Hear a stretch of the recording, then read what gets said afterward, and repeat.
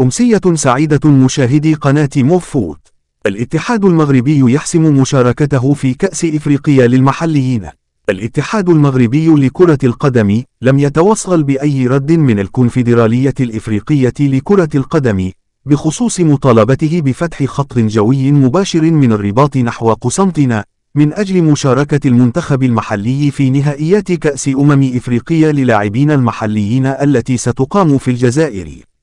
وأوضح مصدر مسؤول في تصريح رفيع المستوى أن الاتحاد المغربي لكرة القدم لا يزال ينتظر رد الجهاز القاري قبل اتخاذ القرار النهائي فيما يتعلق بالمشاركة في البطولة، مؤكدا: هناك مهلة للرد ستنتهي بحلول منتصف ليل اليوم، سنتخذ القرار النهائي في الموضوع.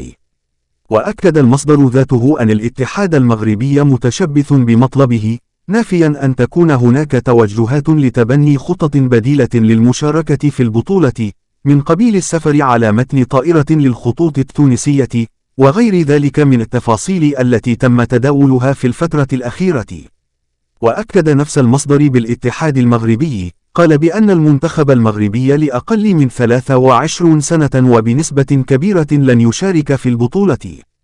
وأضاف بأن القرار قد يصدر اليوم بعد أن عجزت الجزائر عن الرد على طلب الاتحاد المغربي بربط مشاركة المنتخب المغربي بالتنقل مباشرة من الرباط إلى قسنطينة، وهو الشرط الذي لم تجب عنه الجزائر لحد الآن.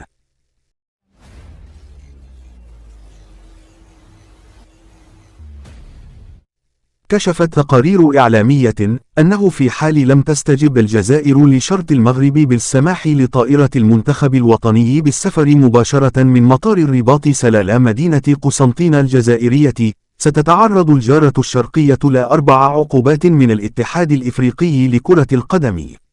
وأوضحت صحيفة الأحداث المغربية أن الاتحاد الإفريقي لكرة القدم سيقوم بتغريم الاتحاد الجزائري 400,000 دولار لرفضها الاستجابة لشروط الاتحاد المغربي لكرة القدم القاضية بالسماح للمنتخب المغربي بالسفر مباشرة إلى قسنطينة للمشاركة بكأس إفريقيا للمحليين، إلى جانب حرمانها من الترشح لاستضافة أي مسابقة ينظمها الاتحاد الإفريقي ل5 سنوات قادمة، وعدم السماح للأندية المحلية بالمشاركة بدوري أبطال إفريقيا وكأس الكاف لسنتين متتالتين، مع تعهد بعدم تكرار تدخل السياسة في الرياضة لتفادي مضاعفة العقوبات مستقبلا.